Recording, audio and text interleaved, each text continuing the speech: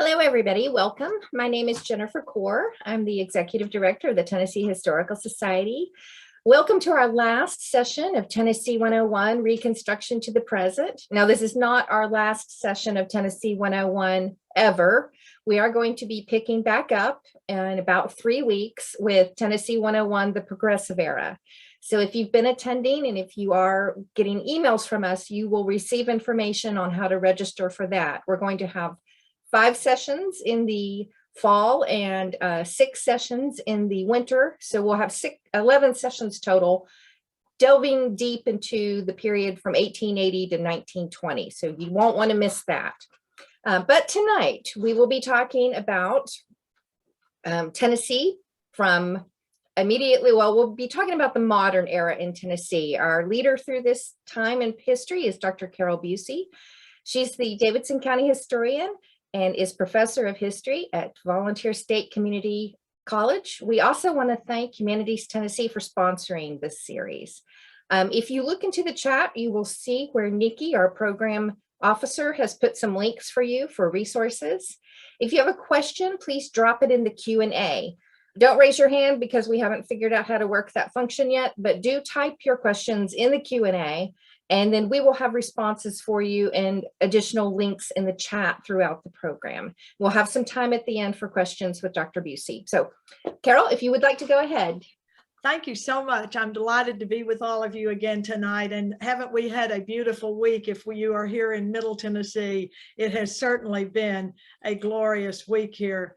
Now, we've had a few little technical glitches this afternoon and evening, and I'm having a little trouble getting my slides to move. So we'll hope that the slides will continue to move here. Otherwise, I will be talking rather extemporaneously.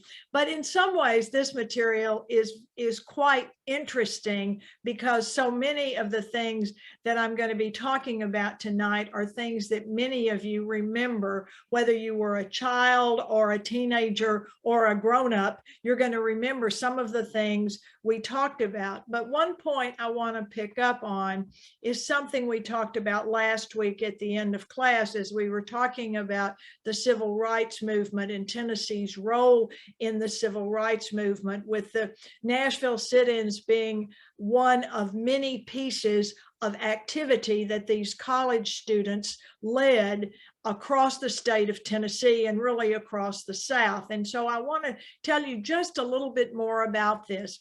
Kwame Lillard and Matthew Walker Jr. were young men. One of them was at Fisk and one of them was still in high school, and they had participated in the sit-ins and then went off on one of the freedom rides. So in the summer of 1961-62, they came home from the freedom rides, and they were hot. It was a summer, and they decided they would just take matters into their own hands and integrate Nashville Centennial Park swimming pool.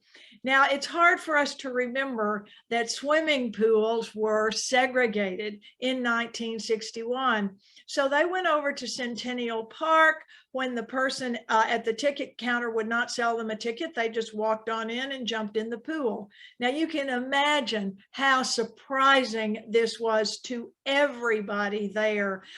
It was rather unnerving for the people who managed the swimming pool.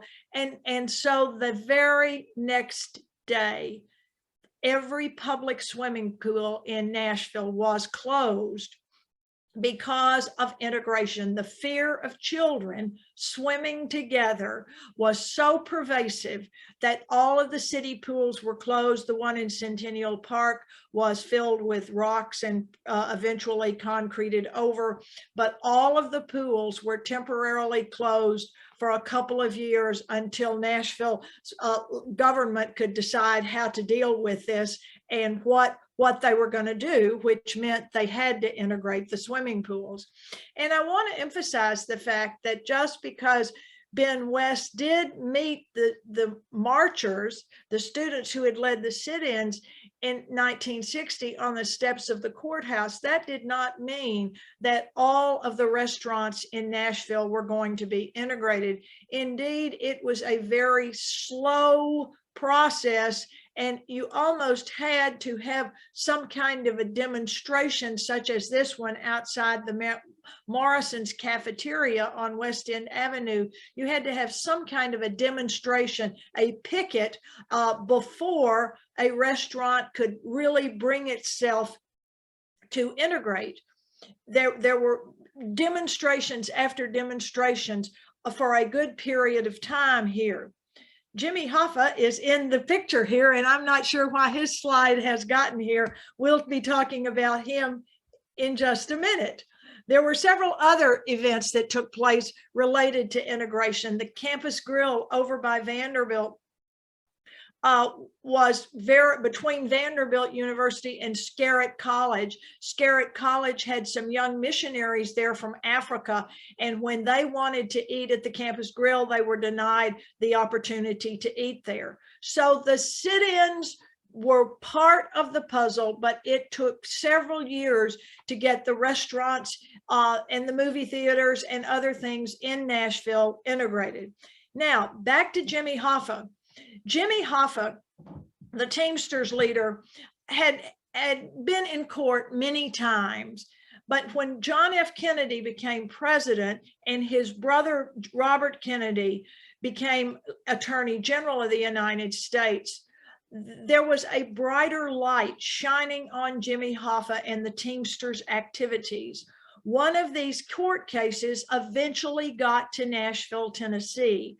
There was a young lawyer who had several different positions early in his career, and he was going to be trying the case. His name was Jim Neal. He was going to be trying the case on against Hoffa as representing the United States. Hoffa was going to be represented by a young star on the Nashville legal scene, Tommy Osborne, the man whom you see here with the hat on. And as it turned out, during the course of these trials, which ultimately had to be moved from Nashville to Chattanooga, as it turned out, there was jury tampering involved in the case. And the person who was doing the jury tampering was Tommy Osborne. Tommy Osborne's career was ruined. He was probably going to jail, and tragically, he committed suicide. It was a very painful thing for all of the lawyers in town who knew Tommy Osborne and knew what a bright career as a charismatic and effective young lawyer he had been.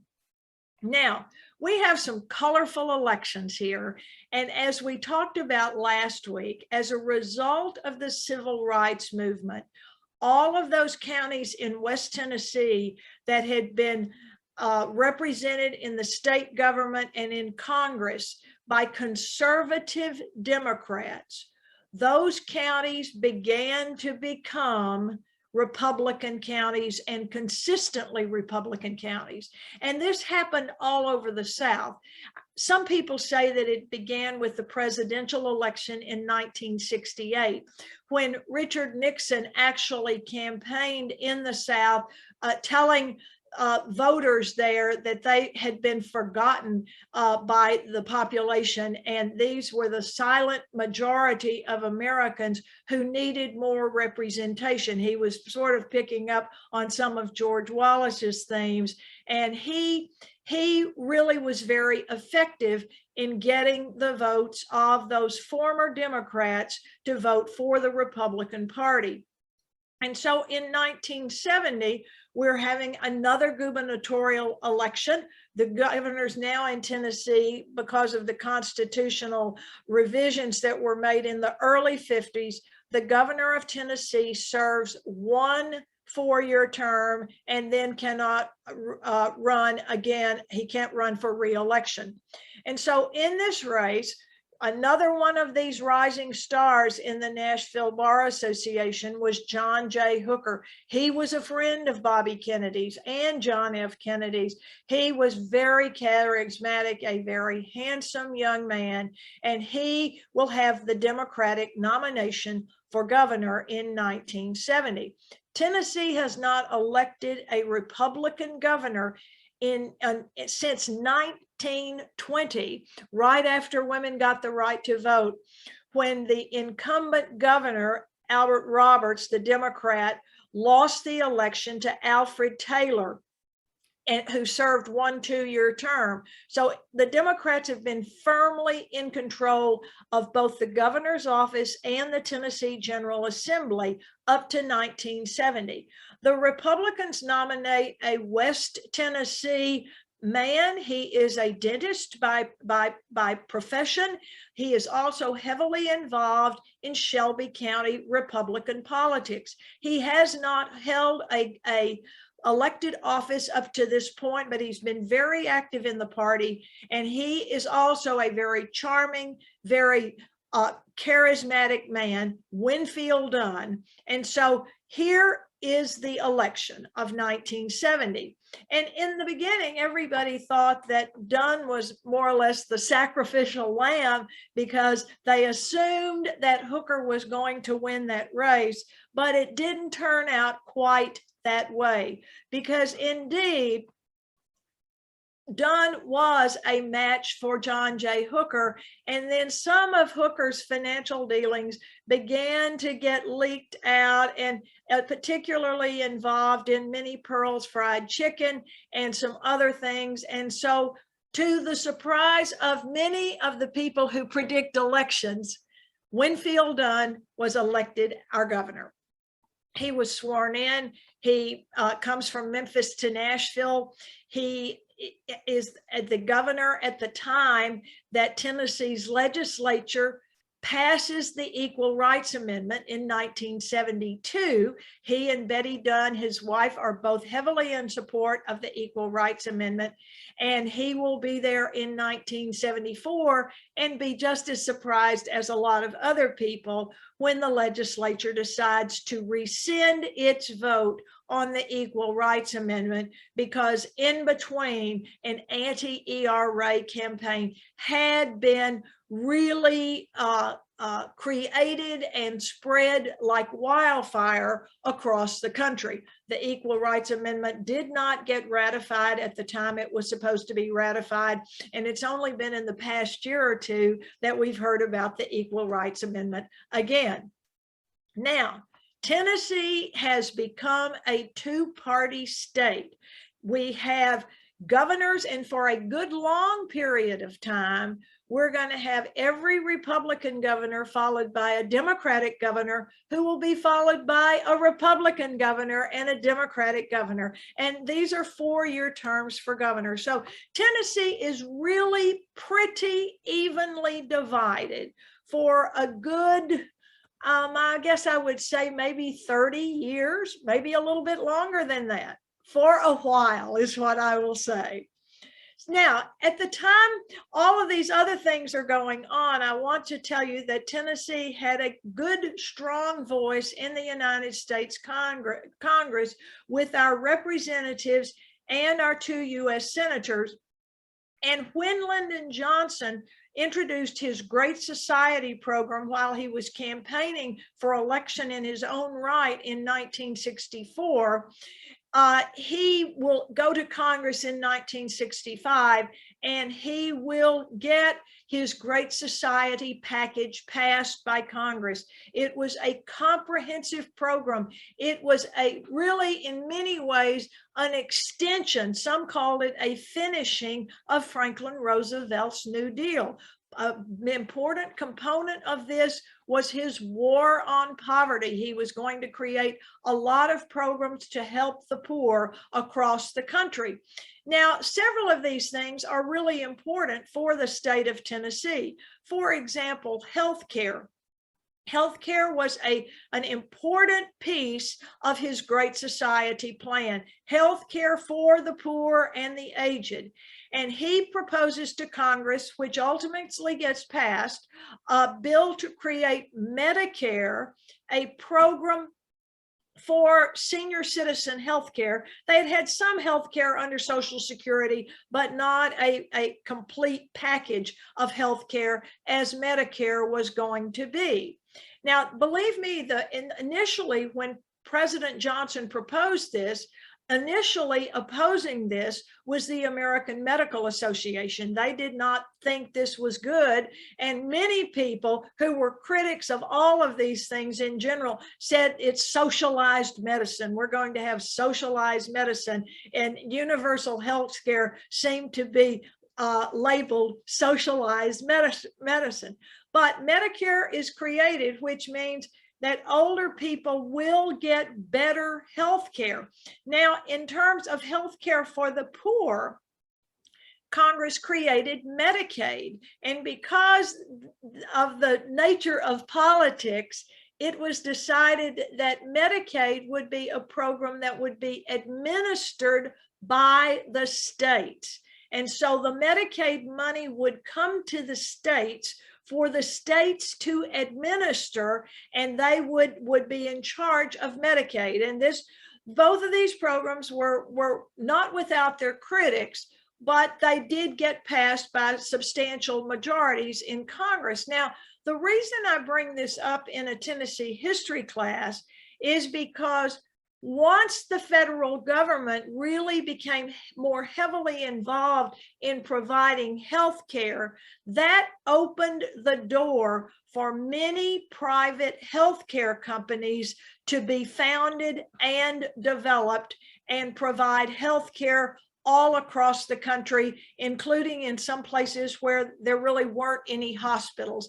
And the one that I think of that is probably the first in Tennessee, I'm not 100% sure of this, but it was Hospital Corporation of America, founded by Dr. Thomas Frist and the businessman Jack Massey.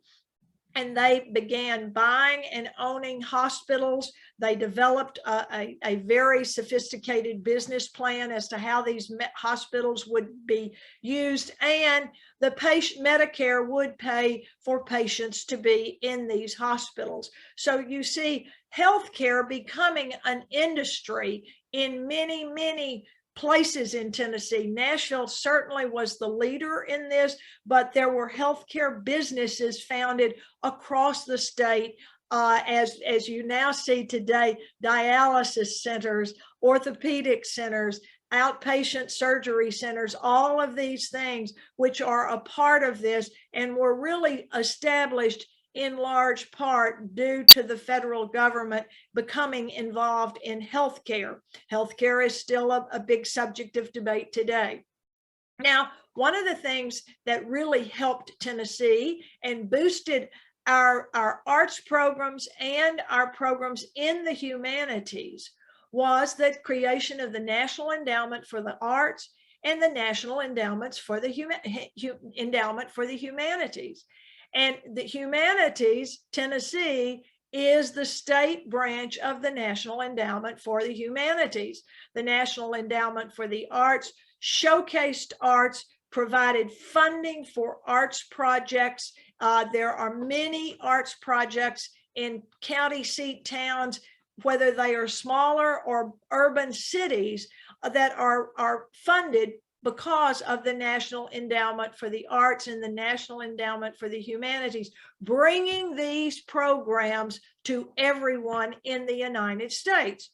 Now, Nashville had a public radio station down at the public library, WPLN, Nashville Public Library, Nashville.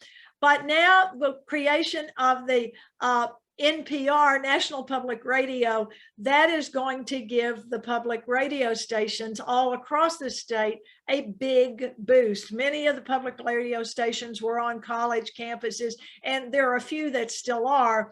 And you see public radio getting a boost along with public television. And when public television comes along, not far behind it is going to be programming for children, which is going to really change the landscape of children's television with the creation of Sesame Street. So you also see Johnson having an education component in his Great Society program. There is a tremendous amount of money going to public schools for educational programs for the poor, for schools that have a high poverty rate. A free and reduced lunch program is part of this package for K-12 education. It is a substantial program today, and there are many children across the state of Tennessee who get 2 meals and sometimes 3 meals a day because of the federal lunch program that provides money for the schools to serve breakfast and lunch. And then sometimes these children will take home something to eat, and they all get a box of food for the weekend. Really an important program. I was in one school, a high poverty school, a few years ago, and on Friday afternoon, the principal on the intercom system says that it's time for everyone who gets a weekend lunchbox to go to the cafeteria and pick up their food for the weekend. And it's hard for us who live in an urban area and have more than enough to eat and lots of access to healthy food to believe that there are children in Tennessee who would be hungry were it not for this food program that the schools provide. The Great Society program also provided bilingual education. Johnson recognized that we had a growing immigrant population in the country, and they needed to learn English, and they needed to be taught initially in their own language.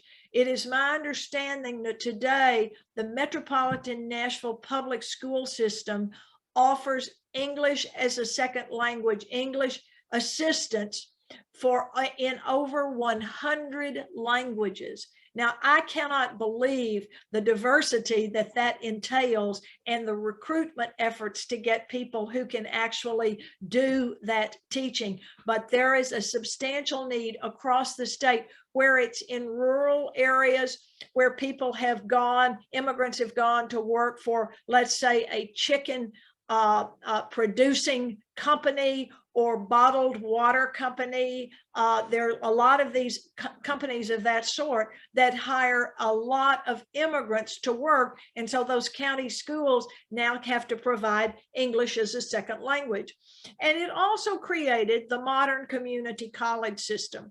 Up until the Great Society, we had junior colleges here and there. Some were private. I suppose there were a few that were public, but the University of Tennessee at Martin was a junior college. It was a public school. And then you had Martin College, which was a private school, which was a junior college. And so now the state legislature will have, and the higher education commissions of the state will take the map of the state, in our case, Tennessee, and they will cut it into service areas or districts so that no one person in Tennessee lives further from a community college than about 50 miles. It varies a little bit from place to place, but we have access to college. And at the same time, we also have technology centers as well that are doing complementary teaching to the community colleges. The communities colleges generally offer a degree that can be transferred to a four-year school, and the tech centers are offering skills, trade skills, and they are all really doing quite well.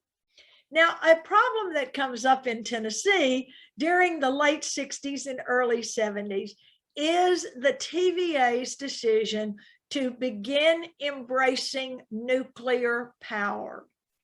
And so the TVA is going to build a series of nuclear power plants in various parts of the state to provide cheap and efficient electricity for people.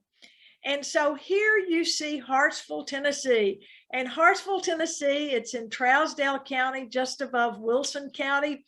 It is a very rural place today. And this nuclear plant was planned for Hartsville. Hartsville actually sits on the Cumberland River. And the Tennessee Valley Authority started building this tower. and they really got the tower built. And then, but there were several, there were a lot of things to be done before it was going to be active, but they had at least gotten the tower built.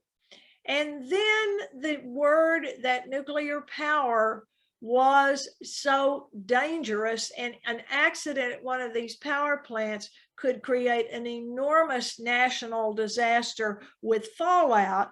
And so a woman in Hartsville, in that county, whose farm was really quite near the property that the federal government had purchased, she organized a Stop the Nuclear Plant at Hartsville campaign, and she was very successful in getting it stopped. For many years, if you were flying into Nashville coming from the north or the northeast especially, you could see that tower. Now, the last time or two, I have not seen it, and it may have been taken down by now.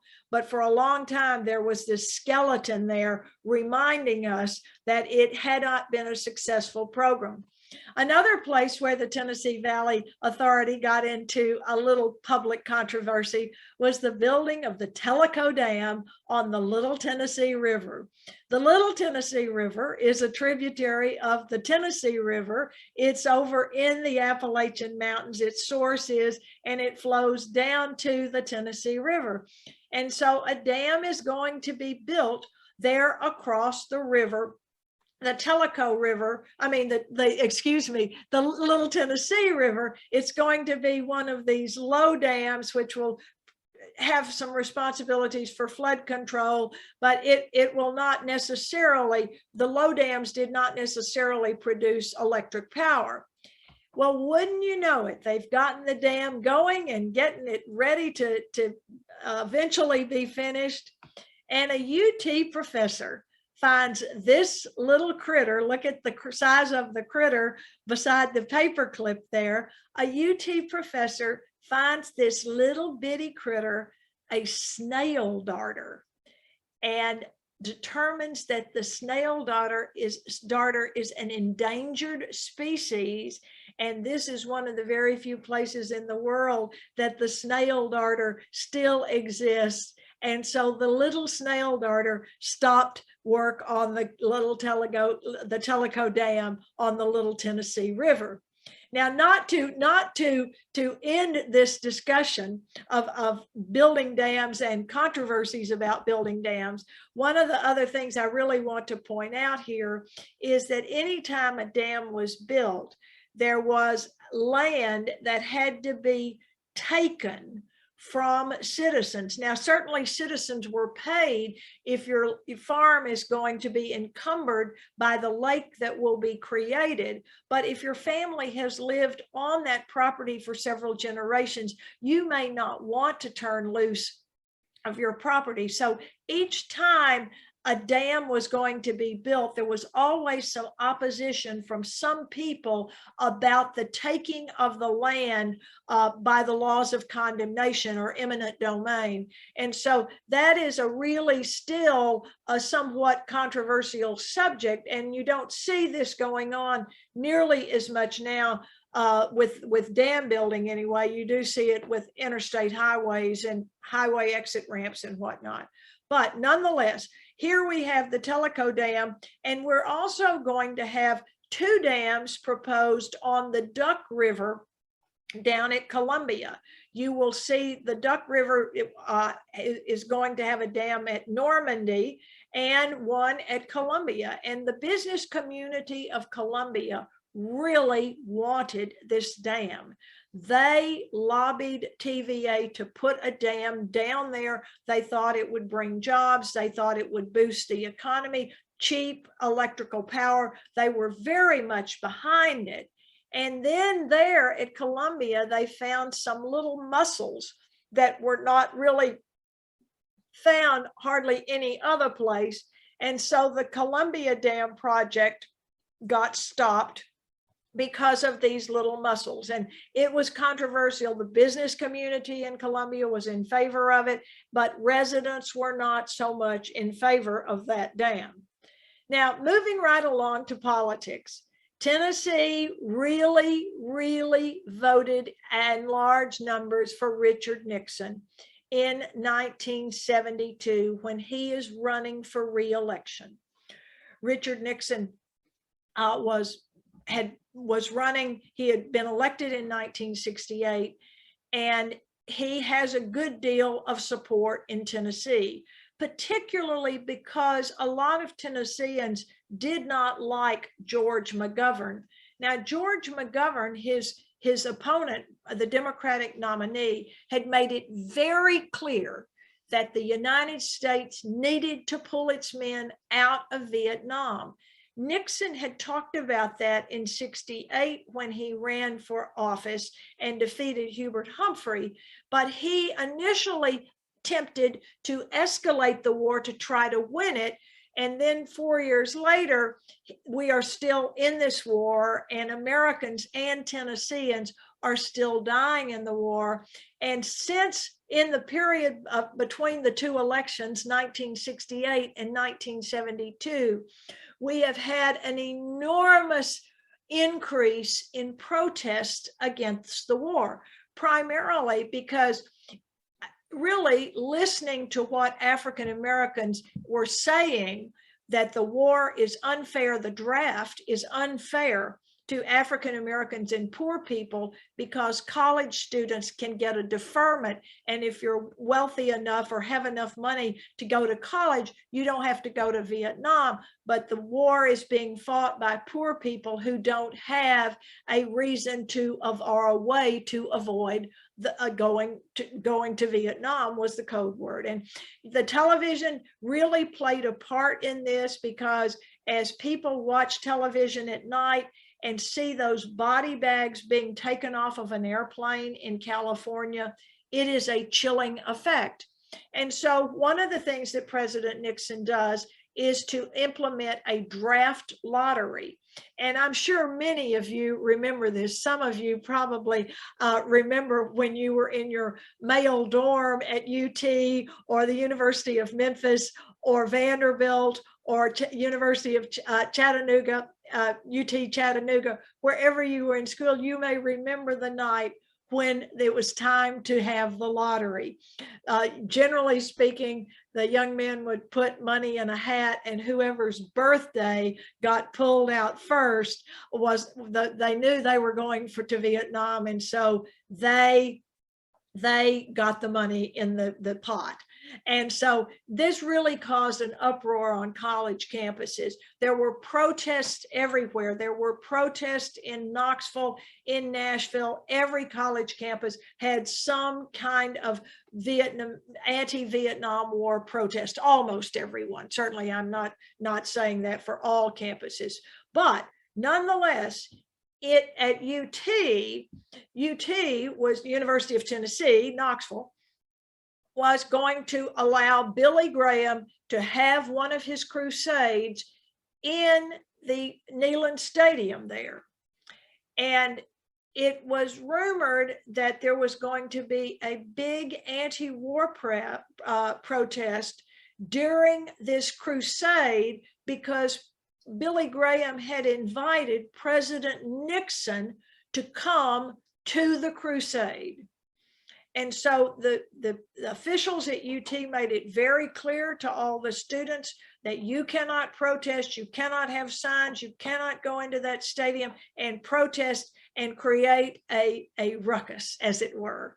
And so indeed, the students do manage to get their signs into Neyland Stadium inside their coats, and at the appropriate hour when Nixon gets up, they pull out their signs. And it was an embarrassment to the University of Tennessee. It was probably an embarrassment to Billy Graham as well, as things did unfold. But Richard Nixon defeats McGovern by a substantial margin. And I'm sure that some of you know people who were really did not want their sons to go to Vietnam, but they thought it was unpatriotic to oppose the war. And you saw that all over the Bible Belt, where Southerners did not want to be looked upon as unpatriotic, but yet they did not want their sons to go to Vietnam. And there were families across the state who moved to Canada, not many, but a few. There were students who did all manner of things to flunk the physical, as it were, and anything to avoid going to Vietnam. And yet we've got Vietnam casualties buried across the state here for the Tennesseans who died in that war. So Nixon gets elected by a large margin.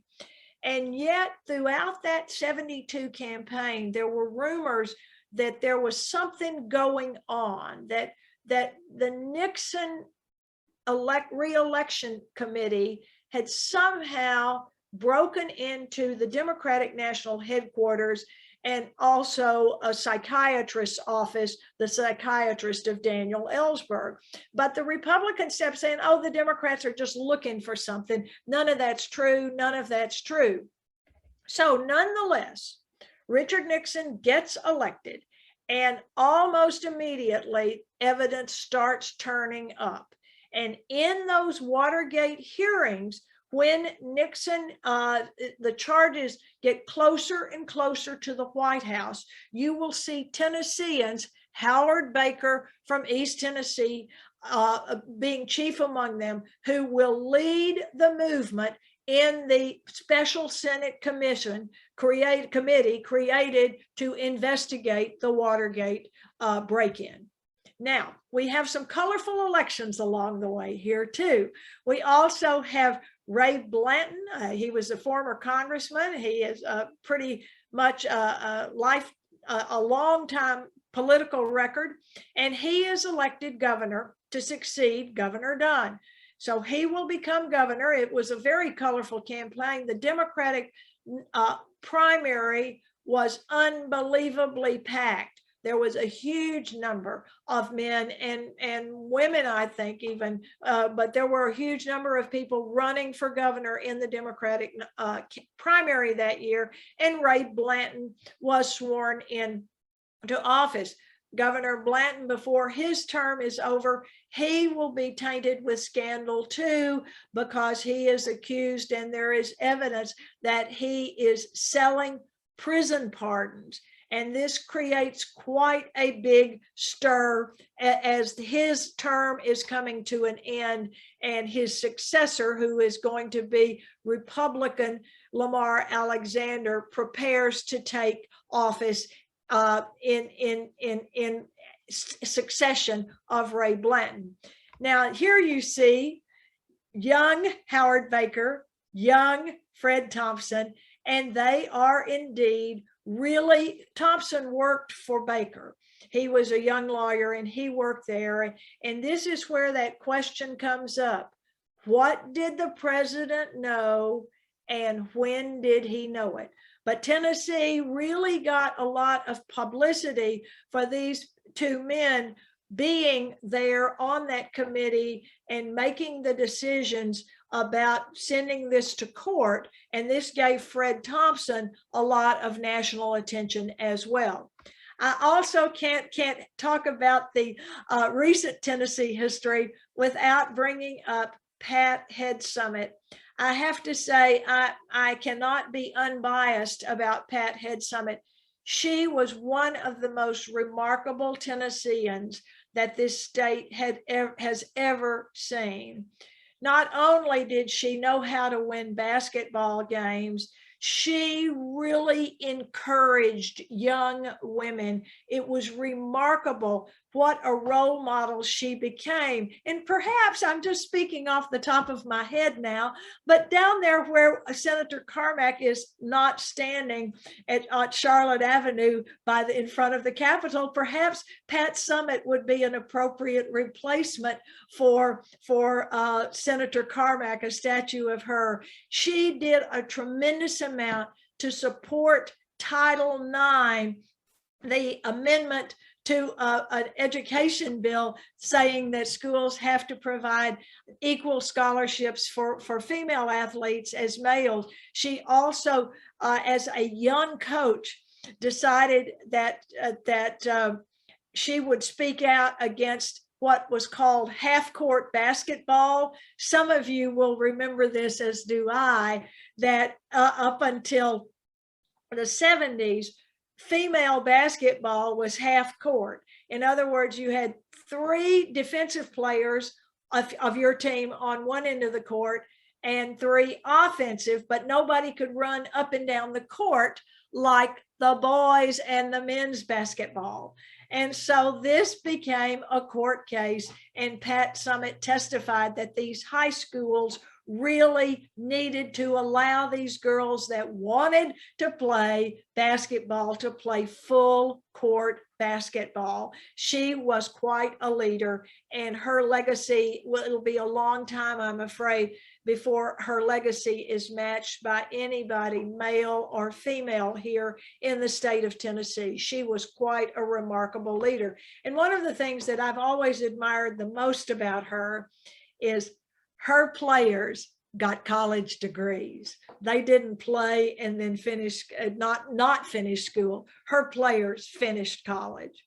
Now, 1978, Lamar Alexander is going to run for governor. He had run against Ray Blanton in 74. He's going to run again. And this time he wants to have a little more of a folksy persona, I suppose I would call it. So he decided to walk across Tennessee, and I think he probably had a whole closet full of these red plaid shirts, but he donned the red plaid shirt and he walked. And that walk across Tennessee really was important because it really gave Lamar Alexander, who had grown up in Maryville, it gave him a sense of what this entire state was like. So he gets elected governor. He defeats Jake Butcher, who's running for governor that year, and he wins the election, but he's not supposed to be sworn in until, I guess, about towards the second week of January, when all of this scandal starts breaking about the sale of pardons for prisoners. And so there you see Ned McWhirter, the Speaker of the House. Also present that night when he was sworn in was the Lieutenant Governor of the state, John Wilder, and Lamar Alexander is sworn in early to avoid a massive sale of more pardons from the prisons across the state. There's a book about that. There's a lot of information about that, and that really brought the Ray Blanton his whole life really down. It brought everything down. Now, Lamar Alexander is the child of school teachers, and he decides he's going to do something about education. So he introduces what it becomes known as the Better Schools program. It is going to improve public education. It had many, many components. It had a lot of features of it, what we were going to do. But the piece that most people remember most was, of course, the piece that was most controversial, that teachers really protested loudly about. It was called the Career Ladder Program.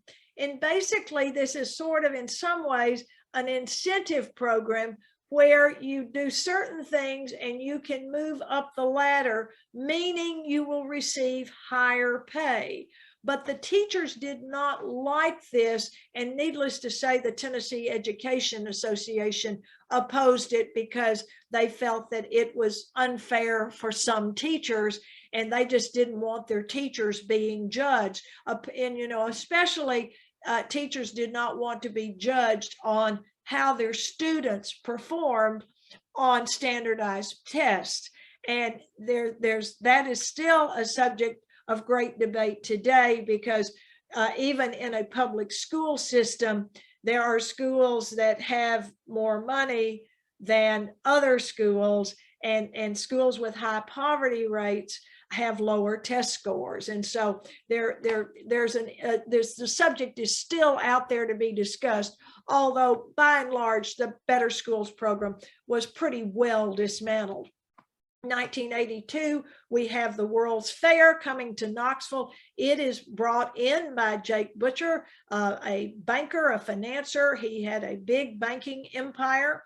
And he brings this to to Knoxville, excuse me, Knoxville. I'm sorry, I didn't mean to call you another name. The site is quite beautiful. It's between the UT campus and downtown Knoxville. It attracted a lot of visitors, but then 2 or 3 years after this took place, this big success, the Butcher financial empire collapsed, and Jake Butcher ended up going to prison. Now, another thing that happened during Lamar Alexander's administration was that the General Assembly decided to pass an act requiring prisoners in the state prisons to wear these very prison-like uniforms. They were striped, not quite as much as what you saw in Oh Brother, Where Art Thou, but they were striped uniforms. So the prisoners did not like having to wear these things, and they led an enormous protest. It's amazing how things spread, but it started, I think, over in West Tennessee at the Turney Center, and the prisoners took all of these uniforms, put them in the prison yard, set them on fire, and that spreads to Nashville. It spreads to Brushy Mountain. And so you've got these prisoners who are demonstrating their unhappiness, and it then brings up all the weaknesses of our prison system here. And so Governor Alexander calls a special session of the General Assembly to deal specifically with Tennessee's prison crisis, overpopulation of prisoners, and a lot of other things. The General Assembly meets, there's a lot of study going out to Texas, going here, there, and yon, and observing lots of other prisoners. And then as all of this unfolds, and I realize we're running out of time, a group of businessmen have created a kind of counterpart to Hospital Corporation of America, which has been so successful. They're creating Corrections Corporation of America. And basically, this is a private business that will contract with states to run their prisons. Now, CCA was the first, but there are now several companies who bid for these prison contracts. And CCA has changed their name now to Core Civic, but this is when a more intense contracting out of government services is really rising in Tennessee. Governor Alexander has a folksy little Homecoming 86 program. It's very clever. Every county is going to have their own programs. They're going to do work on their history. They're going to have arts festivals. They're going to do all manner of things. And some of you may have some memorabilia from Homecoming 86. It was a great success. It was just a program to encourage local people to be interested in their community. He is succeeded by Ned McWhirter.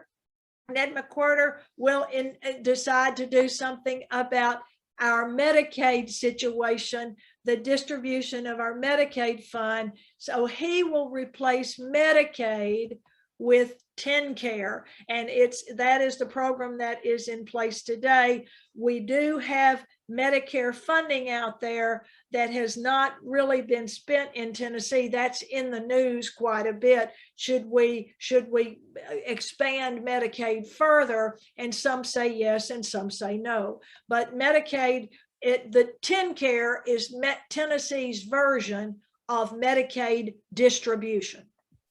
So our next governor, and this is the last one I'll talk about, is Don Sundquist. Don Sundquist is a Republican who follows the Democrat, Ned McWhirter.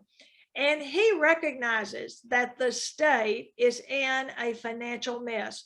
One of the problems is we don't have enough money to run the schools, to run the prisons, to run the state the state buildings and whatnot in Nashville, all the state agencies all over the state. And so Don Sundquist does something very bold. He decides that the only way to have equitable state financing is a state income tax. Now that sounds like a great idea, but let me tell you, the protests against this were unbelievable. And looking back, they're really pretty funny. One of the state legislators organized these protests. They was one inside the Capitol. And then on a Friday, the word went out through a talk radio program in Nashville for everybody to get their car, their pickup truck, get on Charlotte Avenue, and at 12 o'clock, start honking your horn while the legislature is in session. And this was deafening to everybody working in downtown Nashville. Yes, the streets were jammed with these, and this was what people call the honk zone, because all of these people were down there honking their horns. Needless to say, Tennessee did not get a state income tax. And Tennessee's income tax, I think, is not going to be on the table. When Don Sundquist was succeeded by Phil Bredesen, Phil Bredesen said he would not support a state income tax because he knew there was so much opposition to it in Tennessee. And we could go on, and we could keep this conversation going for a long time, but it is time to stop here. And we do want to always thank Humanities Tennessee for their generous support. I personally want to thank all of you for your loyal attendance. Rarely a day that I don't go into the grocery store or somewhere else where someone will tell me, oh, I really heard those programs and I learned so much. So thank you for all the many kind words and the emails. And I'm always delighted if you have any stories about your experiences with the Vietnam War or with any of these things we've discussed tonight, by all means, send me an email and I will be happy to add this to the lore of Tennessee history, which I seem to be collecting quite a bit of right now.